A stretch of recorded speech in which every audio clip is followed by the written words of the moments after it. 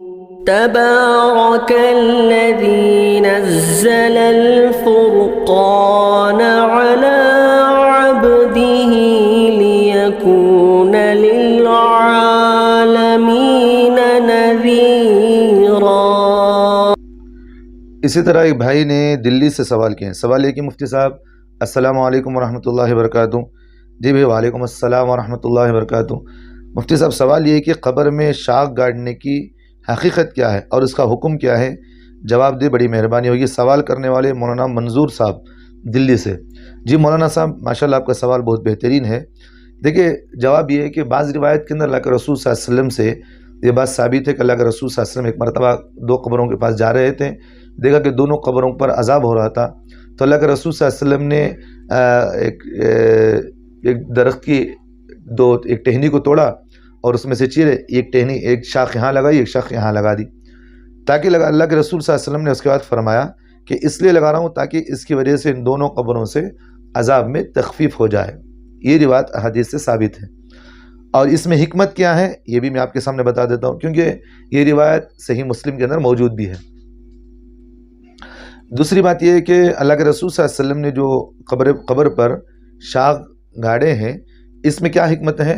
دو باتیں ہیں جو اہل علم نے یہ بیان فرمایا ہے، حالانکہ بہت سارے حکمتیں بیان فرمائے، دو باتیں میں آپ کے سامنے بتا دیتا ہوں۔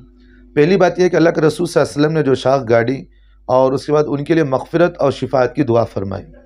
ایک بات سمجھ میں آ رہی ہے؟ ایک حکمت کی بات کیا؟ حدیث صحیح مسلم کے اندر یہ بات بھی موجود ہے، اللہ کے رسول صلی اللہ علیہ وسلم نے شاخ گاڑنے کے بعد ان کے لیے دعا بھی فرمایا، یعنی ان کے لیے مغفرت کی دعا بھی فرمایا اور پھر ان کے لیے شفاعت کی دعا بھی فرمائی، ایک بات۔ اور دوسری بات یہ ہے کہ بھئی بعض اہل علم فرماتے ہیں کہ جب تک تر شاخ قبر پر رہے گی اور وہ تسبیح کرتے رہے گی، جب تک وہ تسبیح کرے گی تو پھر عذاب میں اس میں تخفیف ہوگا اور عذاب قبر اس میں ان کو حفاظت ہوگی۔ تو اہل علم نے یہ دو باتیں حکمت یہاں فرمائے۔ پہلی بات ان کے لیے مغفرت کی دعا کی اور شفاعت کی دعا کی شاخ گاڑنے کے بعد، تو اللہ تعالیٰ نے اس کی برکت سے ان کو عذاب میں تخفیف فرمایا، ایک بات۔ اور دوسری حکمت علماء نے یہ فرمایا کہ شاخ گاڑنے کے بعد یہ فرمایا کہ جب تک یہ تسبیح بیان کرتی رہے گی تو اس وقت تک ان کو عذاب قبر میں تخفیف ہوتا رہے گا۔ دو باتیں ہو گئی۔ اب دوسری بات یہ ہے کہ بھئی قبر پر شاخ گاڑنے کے سلسلے میں شرعاً کیا حکم ہے؟ بات سمجھ میں آ رہی؟ یہ بھی ایک سوال جیسا کہ آپ نے مجھے پوچھا ہے۔ دیکھیں بعض اہل علم کے نزدیک یہ حضور اکرم صلی اللہ علیہ وسلم کے دست خصوصیت اور اللہ کے رسول صلی اللہ علیہ وسلم کے دست مبارک کی برکت تھی، جس کی وجہ سے یہ عذاب کے اندر ان کو تخفیف ہوا ہے، عذاب قبر میں ان کو تخفیف ہوا ہے۔ بھی اللہ کے رسول صلی اللہ علیہ وسلم کی خصوصیت تھی ہے، اور دوسری اللہ کے رسول صلی اللہ علیہ وسلم کے دست مبارک تھا کہ بھئی یہاں اللہ کے رسول کا دست مبارک پڑا ہے، جس کی وجہ سے یہ عذاب میں تخفیف ہوا ہے۔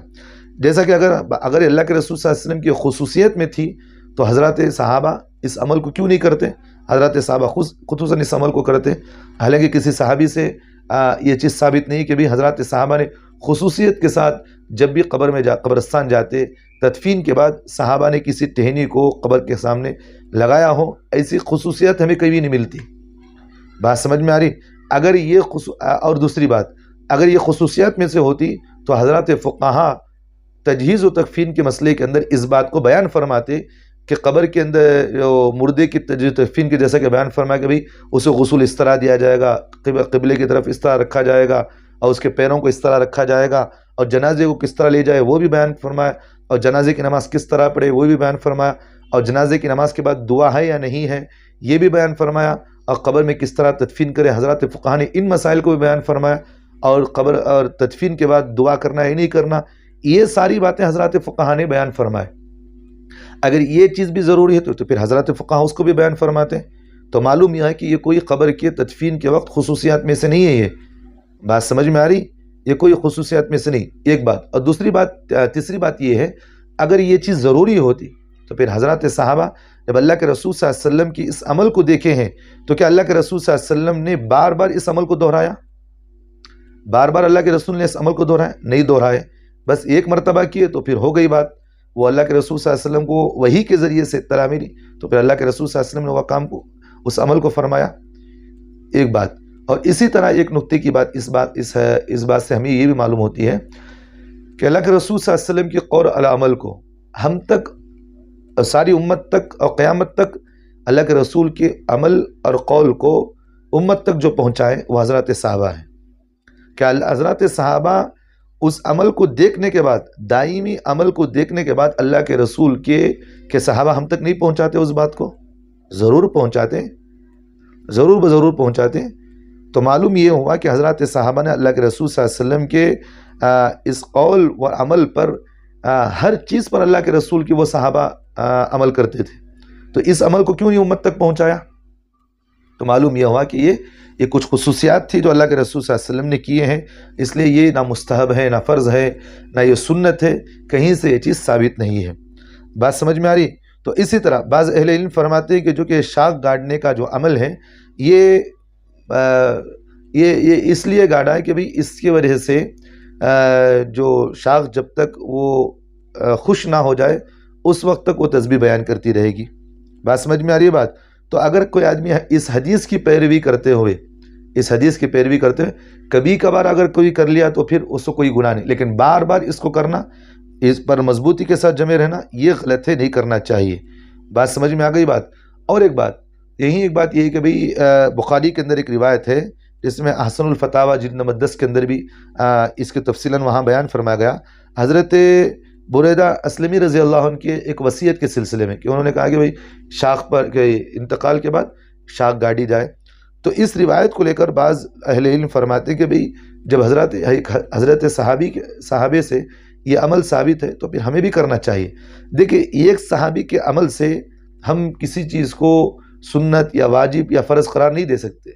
ہم اجتماعی دیکھیں گے کہ حضرات صحابہ کے اندر اجتماعی طور پر یہ عمل تھا یا نہیں تھا.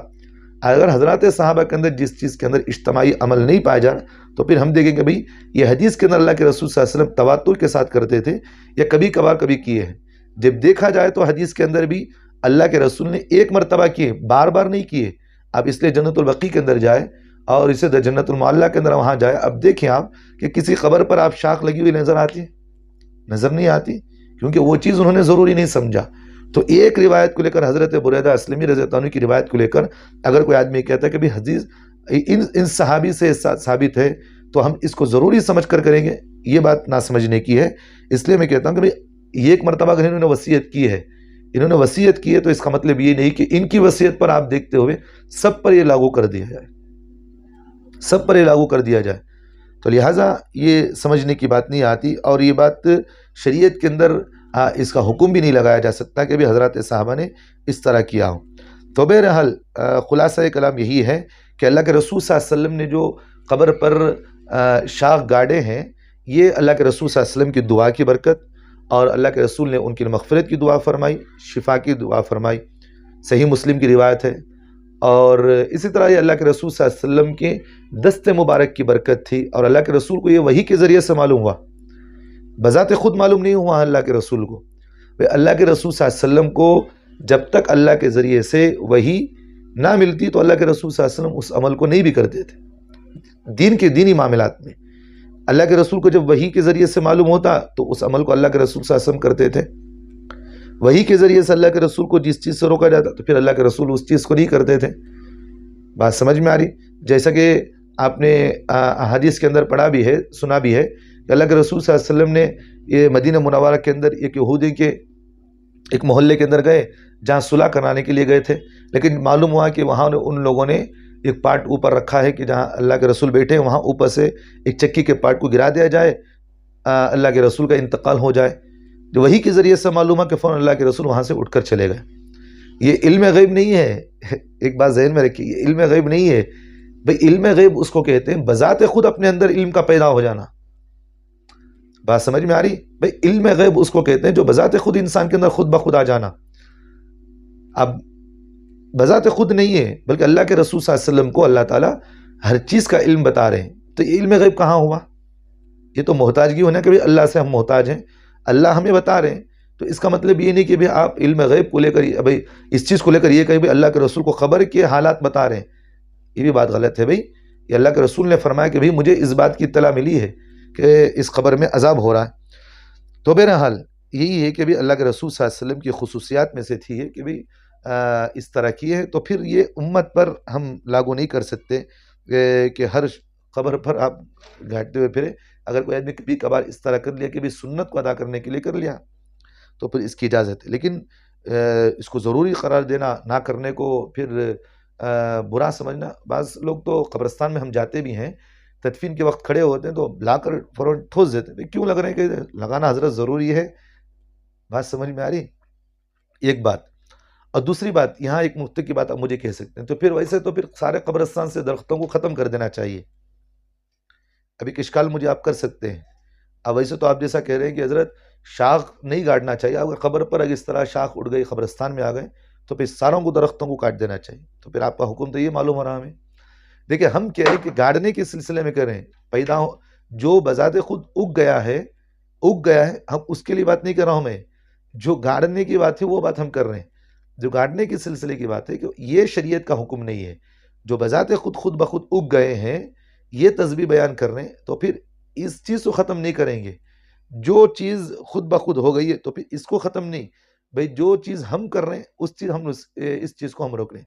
تو لہٰذا علماء احناف کے نزدیک یہ کہ بھی فتویٰ یہی ہے کہ قبر پر نہیں گاڑا جائے گا. تو امید ہے کہ بھائی آپ کو جواب مکمل سمجھ میں آ گیا ہوگا. جو کچھ بھی دلائل ہیں میں انشاءاللہ لکھ کر ڈال دیتا ہوں، وہاں مکمل طور پر دلائل بھی وہاں پڑھ سکتے ہیں.